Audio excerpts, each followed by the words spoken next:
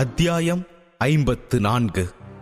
ரகோத்தமன் சமரனை சுட்டிக்காட்டி, அது ஒன்னும் பெரிய விஷயம் இல்ல நண்பர்களே, இந்த பையன் வெளியில காத்திருக்க விரும்பல, அவ்வளவுதான் என்றான்.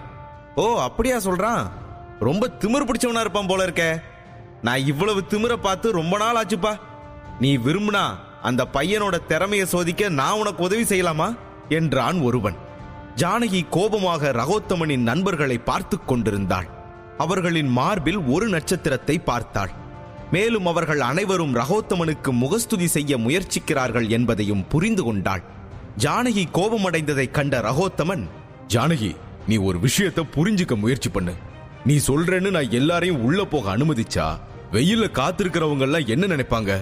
சிலருக்கு மட்டும் ஏன் இவ்வளவு சிறப்பு அந்தஸ்து கொடுக்கப்பட்டதுன்னு ஒரு கேள்வி வரும். அதை நீ யோசிச்சு பாத்தியா? சரி, அதையும் மீறி இவனை நான் உள்ள அனுப்பணும்னா அதுக்கு ஒரு வழி இருக்கு என்றான் ரகோத்தமன். இந்த பையன் வெளியில காத்திருக்க விரும்பல, அதனால அவன் தன்னோட தகுதியை நிரூபிக்கணும்.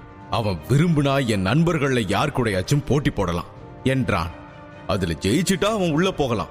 ஆனா ஒருவேளை தோத்துட்டான்னா அதுக்கப்புறம் நான் சொல்ற வரைக்கும் வெளியில வெயில்ல தான் காத்துட்டு இருக்கணும். இது உனக்கு சம்மதமா என்றான். ரகோத்தமனின் பேச்சை கேட்டு அங்கிருந்த பெண்கள் அனைவரும் அவன் மீது கோபப்பட்டனர். அவன் பொறாமையினால் தான் சமரனிடம் இப்படி நடந்து கொள்கிறான் என்று நினைத்தார்கள். ஏய், இவன் சமரன் மேல இருக்கிற பொறாமையால தான் சம்பந்தமே இல்லாம இந்த அழகான பையன் சமரனை பழி வாங்குறான். நீ கவனிச்சியா? ஜானகியும் சமரனும் கையை கோத்துட்டு நிக்கிறத பார்த்த உடனே அவன் முகமே மாறி போச்சு. அதுக்கு பழி வாங்கத்தான் சமரனுக்கு இப்படி ஒரு தண்டனை என்று ஒரு பெண் கிசுகிசுக்க, நானும் கவனிச்சேன். பாவம் சமரன், அவன் ஒரு பாவமும் அறியாதவன். இருந்தாலும் இந்த ரகோத்தமன் ரொம்ப தான் ஆட்டம் போடுறான். எனக்கு அவனை பார்த்தாலே கோபமா வருது என்றாள் மற்றொரு பெண்.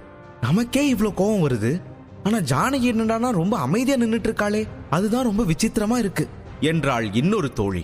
மற்ற பெண்களுடன் ஒப்பிடும்போது ஜானகி அமைதியாகவே நின்று கொண்டிருந்தாள். அதற்கு காரணம், சமரனின் சக்திகள் ஏறக்குறைய ஜானகிக்கு சமமாக இருப்பதை அவள் அறிந்திருந்தாள். ஒரு நட்சத்திர அபராஜிதன் தரத்தில் இருக்கக்கூடியவனை தோற்கடிப்பதில் எந்த பிரச்சனையும் சமரனுக்கு இருக்காது என்று நினைத்தாள். ஜானகியை புறக்கணித்த சமரன் ரகோத்தமனை பார்த்து புன்னகைத்தான். அவன் ரகோத்தமனுக்கு சரியான பாடம் புகட்ட நினைத்தான். அவன் ரகோத்தமனின் செய்கைகளை பார்த்து கோபம் கொண்டு அவனுக்கு சரியான பாடம் புகட்ட விரும்பினான். ரகோத்தமன் தனது நண்பனிடம், மணிமாரா, நீ தயாரா இருக்கியா என்றான். என்று தலையசைத்த மணிமாறன் சமரனை பார்த்து, வாடா வா, பெரியவங்களை எப்படி மதிக்கணும்னு நான் உனக்கு சொல்லித்தரேன். ஐயையோ, இவங்க பேச்ச கேட்டு ஒழுங்கா மத்த பசங்களோட போய் உட்கார்ந்து இருக்கலாமே, அப்படி செஞ்சிருந்தாலாவது பொண்ணுங்க முன்னாடி இப்படி அவமானப்பட்டிருக்க வேண்டாமேன்னு நீயே ரொம்ப வருத்தப்பட போற பாரு. வா, இன்னைக்கு முதல் பாடமே ஏன் கிட்ட இருந்து என்று நினைத்து கொண்டே, நான் தயாரா தான் இருக்கேன், வர சொல்ல அவனை என்றான். அவனுடைய பேச்சை கேட்டு சமரன் ஒரு ஆழமான மூச்சை இழுத்தான். பிறகு தோள்களை குலுக்கி மணிமாறனை நோக்கி நகர்ந்தான். ரகோத்தமன் தன்னை கவனிப்பதை உணர்ந்த சமரன் சட்டென ஜானகியின் இடுப்பை பிடித்து தன் பக்கம் இழுத்தான். இதை பார்த்து அதிர்ச்சி அடைந்த ரகோத்தமன் கோபமடைந்தான். அவனுடைய கண்கள் சிவந்து விட்டது. கோபத்தின் கனல் கொழுந்து விட்டு எரிந்து கொண்டிருந்தது. சமரன் ரகோத்தமனை வெறுப்பேற்றதான் இவ்வாறு நடந்து கொள்கிறான் என்பதை ஜானகியும் நன்கு அறிந்திருந்தாள். அதனால் அவளுக்கு அது பிடிக்கவில்லை. என்றாலும் ரகோத்தமன் பார்த்து கொண்டிருப்பதை புரிந்து கொண்டு அமைதியாக வேறு வழியின்றி நின்று கொண்டிருந்தாள். ஜானகி மட்டும் ஆச்சரியப்படவில்லை. அங்கிருந்த மேகராணியும் தரங்கினியும் சமரனின் இந்த செயலைக் கண்டு திகைத்தனர். அப்போது சமரன் சிரித்துக்கொண்டே ரகோத்தமனை பார்த்தான். அதற்குள் ரகோத்தமன் மணிமாறனை கோபமாக பார்த்து, இவனுக்கு கொஞ்சம் கூட கருணையே காட்டாத, நாம யாருன்னு அவனுக்கு புரியவை என்று கடுமையான குரலில் கூறினான். இதை கேட்ட மணிமாறன் புன்னகையுடன் தலையசைத்தான்.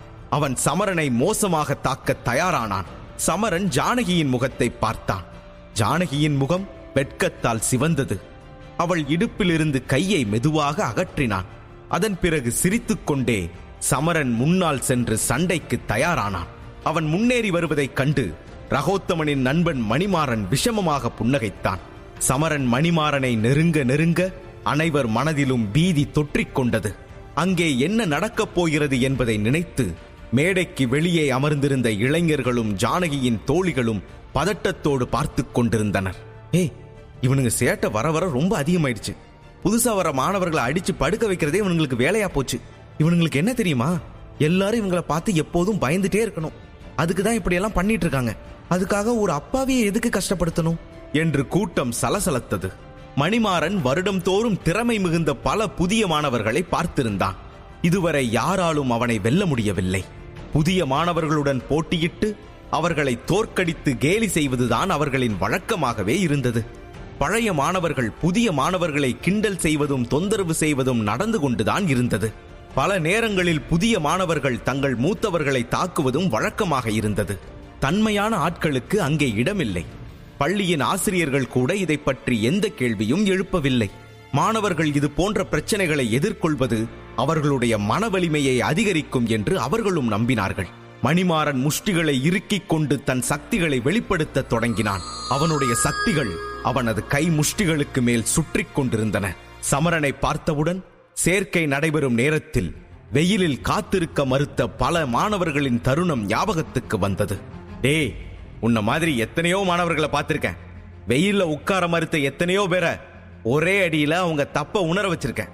இப்போ உனக்கும் அதே பாடத்தை சொல்லித்தரேன்.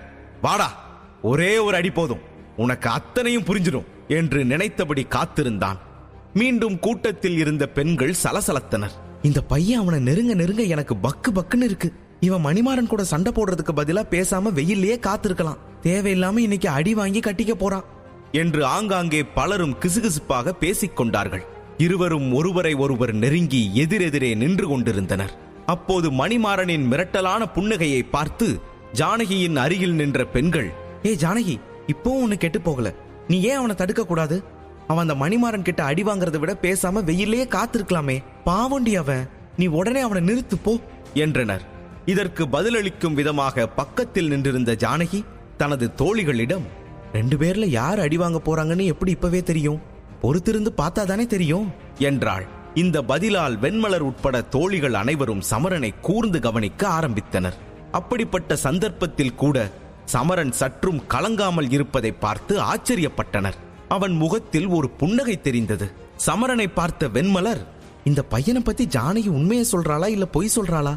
இவன் உண்மையாவே அந்த அளவுக்கு வலிமையானவன் தானா என்று யோசித்தாள். என்ன சமரன், நீ தயாரா? ஆரம்பிக்கலாமா என்றான் மணிமாறன். இந்த நேரத்தில் அனைவரது பார்வையும் தன் மீது இருப்பதை அணிந்த மணிமாறனின் புன்னகை மேலும் அதிகரித்து விட்டது. ஆனால் அவன் எதிர்பார்ப்பை மீறி சமரன் உடனடியாக ஒரு புன்னகையுடன், பயமின்றி, போட்டி தொடங்கட்டும் நண்பரே என்றான். இதை கேட்டு அனைவரும் அதிர்ச்சி அடைந்தனர். இருவரும் ஒருவரை ஒருவர் பார்த்து கொண்டனர். உன்னோட தைரியத்தை நான் பாராட்டுறேன். ஆனா அது உன்னோட தைரியமா அல்லது முட்டாள்தனமான்னு காலம்தான் பதில் சொல்லும் என்றான் மணிமாறன். சமரனிடமிருந்து எந்த பதிலும் இல்லை. அவன் எதுவும் பேசாமல் தயாராக நின்று கொண்டிருந்தான். இதுவரைக்கும் என்னோட சண்டை போட வந்தவங்க எல்லாரோட முகத்திலையும் ஒரு பதட்டமும் பயமும் இருக்கும். ஆனா இவன் மட்டும் எப்படி இவ்வளோ தைரியமா என் முன்னாடி வந்து நிக்கிறான்? இவன் பயம் இல்லாம இருக்கிறத பார்க்கும்போது என்னால என் கோவத்தை கட்டுப்படுத்திக்க முடியலையே என்று நினைத்து, நல்லது, குறைஞ்சபட்சம் பயப்படாம என் முன்னாடி நிக்கிறியே, பாராட்டுக்கள் என்று சொல்லிக்கொண்டே சட்டென சமரனின் தலையை தன் முஷ்டியால் வேகமாக தாக்கினான். மணிமாறன் சமரனை கடுமையாக தாக்கியதைக் கண்டு சுற்றி இருந்தவர்கள் திகிலடைந்தார்கள். ஆனால் மணிமாறனுடைய முஷ்டி தன்னை நோக்கி வேகமாக வருவதைக் கண்ட சமரன் தலையை பக்கவாட்டில் நகர்த்தி கையை நடுப்பகுதிக்கு நகர்த்தினான். அவனுடைய இந்த தற்காப்பு காரணமாக மணிமாறனுடைய கை சமரனின் கை மீது மோதி நின்றது.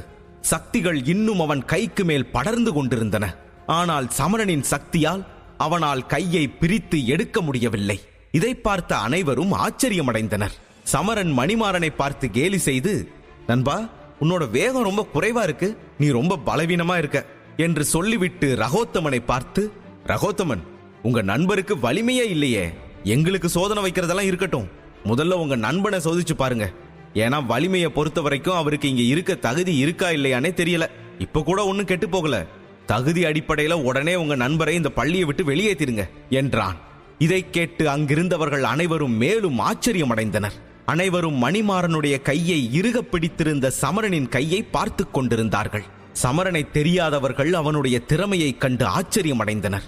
அபராஜிதன் தரத்தில் இருந்த மூத்தவரின் தாக்குதலை இந்த புதிய மாணவன் எவ்வளவு சிறப்பாக கையாண்டான் என்று யோசிக்க ஆரம்பித்தனர். ஆனால் அவர்கள் அனைவரை காட்டிலும் அதிகமாக ஆச்சரியப்பட்டது ரகோத்தமன் தான். போட்டியின் தொடக்கத்தில் அவன் ஏளனமாக சிரித்துக் கொண்டிருந்தான். ஆனால் சமரனின் தற்காப்பை பார்த்த பிறகு அவன் முகத்தின் வெளிப்பாடு முற்றிலும் மாறிவிட்டது.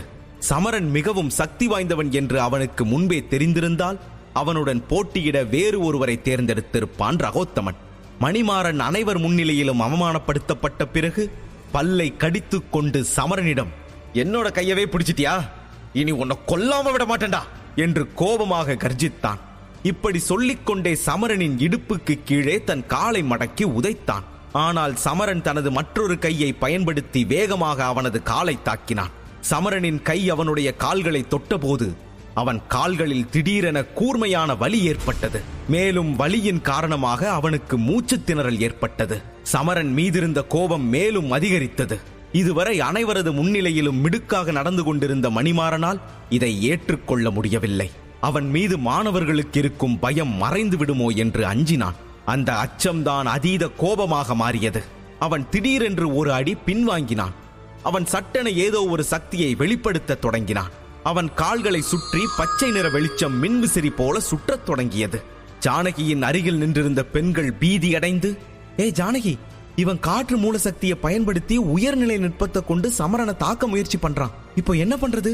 சமரன் எப்படி இதையெல்லாம் எதிர்கொள்ள போறானோ தெரியலையே என்று முனகினார்கள். மணிமாறனின் உயர்நிலை நுட்பத்தை பார்த்ததும் ஜானகியும் மேகராணியும் முதலில் கொஞ்சம் பயந்தனர். ஆனால் பின்னர் இருவரும் விக்ரமார்ஜுனனின் 2ஆம் தர உயர்நிலை நுட்பத்தை சமரன் எவ்வாறு எதிர்கொண்டான் என்பதை நினைவு கூர்ந்து பார்த்தார்கள். விக்ரமார்ஜுனன் மணிமாறனை விட வலிமையானவன். ஆனால் அவனது கை உடைந்து இன்னும் சரியாகாத நிலையில்தான் இருந்தது. எனவே இதையும் சமரன் எதிர்கொள்வான் என்ற நம்பிக்கையோடு பார்த்து கொண்டிருந்தார்கள். அதே சமயம் பலத்த காற்று தன் முகத்தை தாக்கியதை உணர்ந்தான் சமரன். மணிமாறன் தன்னை நெருங்கும் போது சமரன் பின்வாங்கத் தொடங்கினான். பின்னர் திடீரென்று அவன் கையில் தன் சக்தியை சேகரித்து மணிமாறனை நோக்கி கையை வேகமாக நகர்த்தினான். இதை பார்த்த மணிமாறன் சற்று பதட்டமடைந்து சமரனின் தாக்குதலில் இருந்து தப்ப முயன்றான். ஆனால் அதற்குள் வெகுநேரமாகிவிட்டது. சமரன் தனது சக்தியை கொண்டு மணிமாறனின் மார்பில் தாக்கினான். மார்பில் அடிபட்டதால் அவன் வாயிலிருந்து இரத்தம் வெளியேறியது. அவன் நிலை தடுமாறி 30 அடி தூரத்தில் இருந்த கல்லில் விழுந்ததை அனைவரும் பார்த்தனர். யாருடைய முகத்திலும் எந்த அசைவும் இல்லை. அனைவரும் உறைந்த நிலையில் மணிமாறனையே பார்த்து கொண்டிருந்தார்கள். அவசரமாக அங்கிருந்து எழுந்து வந்து சமரனை தாக்க நினைத்தான். ஆனால் அவனுக்கு அப்போது தனக்கெதிரே இருந்த காட்சிகள் அனைத்தும் மங்கலாக தெரிந்தது. சமரன் எங்கே நிற்கிறான் என்று கூட அவனால் புரிந்து கொள்ள முடியவில்லை. பிறகு வேறெங்கோ பார்த்து, டேய் சமரா, உன்னை நான் விட மாட்டேன், நீ வெயில்ல தான் காத்திருக்கணும் என்று கத்தினான். கத்திக்கொண்டே தடுமாற்றத்தோடு கீழே சரிந்தான். வெறும் 10 வினாடிகளில் இந்த சண்டை முடிந்து விட்டது. இதை பார்த்த அனைவரும் ஆச்சரியமடைந்தனர். மேடைக்கு உள்ளே இருந்தவர்கள் மட்டுமின்றி மேடைக்கு வெளியே நின்று கொண்டிருந்தவர்களும் இந்த சண்டையை பார்த்து ஆச்சரியமடைந்தனர். மக்களிடையே விசித்திரமான அமைதி நிலவியது. வெளியே வெயிலில் காத்திருந்த இளைஞர்களின் பார்வை தரையில் கிடந்த மணிமாறனின் மீதுதான் பதிந்திருந்தது. பின்னர் அனைவரும் அதே ஆச்சரியத்தோடு மேடையில் நின்றிருந்த சமரனை பார்த்தனர். சேர்க்கை வரலாற்றில் ஒரு புதிய மாணவர் தனது வருங்கால மூத்தவரை இவ்வாறு தோற்கடித்தது இதுவே முதல் முறை. சமரனை பார்த்த அனைவருமே அவனை யார் என்று தெரிந்து கொள்ள விரும்பினார்கள். குறிப்பாக பெண்கள் அனைவரும் சமரன் மீது மோகம் கொண்டனர். ஜானகியின் அருகில் நின்று கொண்டிருந்த ஒரு பெண், ஜானகி, இந்த பையன் உன் தூரத்து உறவுக்காரன். இவன் ஒன்னும் சாதாரண ஆள் இல்லடி. இவன் ஏற்கனவே அபராஜிதன் தரத்துல தான் இருக்கான் போல இருக்கே என்று ஆச்சரியத்தோடு கூறினாள். அவள் ஜானகியிடம் பேசிக் கொண்டிருந்தாலும் அவளுடைய பார்வை முழுவதும் சமரன் மீதுதான் பதிந்திருந்தது. ஜானகி பதில் எதுவும் சொல்லாமல் அமைதியாக சமரனை பார்க்க ஆரம்பித்தாள். சில வினாடிகளுக்கு பிறகே அவள் தனது தோல்வியின் கேள்விக்கு பதிலளித்தாள். உண்மையை சொல்லணும்னா எனக்கும் அவனுக்கும் சண்டை வந்தா என்னால அவனை ஜெயிக்க முடியாது. நானே அவன்கிட்ட தோத்துதான் போவேன். பின்ன அவன் அபராஜிதன் ஆயிட்டதுல என்ன ஆச்சரியம் இருக்கு என்றாள். ஜானகி சொல்வதை கேட்ட வெண்மலர் ஜானகியிடம், ஜானகி, நீ ஒரு விஷயத்தை ஏத்துக்கோ. நீங்க 2 பேரும் ஒன்னா ஒத்துமையா இருக்கிறது உண்மையிலேயே அதிர்ஷ்டம் தான். அப்படி இருந்தா உங்க வம்சத்தோட சக்தி ஜோடிகளா நீங்க 2 பேரும் தான் இருப்பீங்க. தேவையில்லாம நீ அவன் கூட சண்டை போடாத, சரியா? அவள் அதை சொன்ன உடனே ஜானகி சிரித்துக் கொண்டே சமரனை பார்த்தாள். சமரனுக்கும் எனக்கும் ரத்த சம்பந்தம் இல்ல. அவன் எனக்கு என்ன உறவுன்னு முதல்ல விசாரிச்சு தெரிஞ்சுக்கணும். அது வரைக்கும் மனசை கட்டுப்பாட்டுல வச்சுக்கணும். ச்சே, இப்படியெல்லாம் ஆகும்னு நான் கனவுல கூட நினைச்சதே இல்ல. இவனை பார்த்தாலே பத்திக்கிட்டு தான் வரும். ஆனா அந்த கோபத்துக்கு பின்னால இவன் மேல ஒரு அன்பு இருந்தது இப்பதான் கொஞ்சம் கொஞ்சமா புரியுது. இந்த கோபமும் வெறுப்பும் வெறும் முகமூடிதான். அதை முதல்ல கழட்டி தூக்கி போடணும் என்று நினைத்துக் கொண்டே ஜானகி சமரனை அன்பாக பார்த்து கொண்டிருந்தாள். ஆனால் ஜானகியின் பார்வையை கவனித்த ரகோத்தமனின் முகம் கோபத்தில் சிவந்து விட்டது. அவன் பற்களை நரநரவென கடித்தான். அவனுடைய கடுமையான முகத்தை பார்த்து சமரனுக்கு சிரிப்பு வந்து விட்டது. ஆனால் சிரிப்பை கட்டுப்படுத்திக் கொண்டு, ரகோத்தமனா, இப்போ நான் வெயில்ல உட்கார வேண்டிய அவசியம் இல்லதானே என்றான். ரகோத்தமனின் கோவ பார்வை சமரன் மாவீரனாகும் தருணத்தை தெரிந்து கொள்ள உடனே பாக்கெட் எஃப்எம் டவுன்லோட் செய்து இலவசமாக கேளுங்க. போர் கண்ட சிங்கம். லிங்க் டிஸ்கிரிப்ஷனில் கொடுக்கப்பட்டுள்ளது.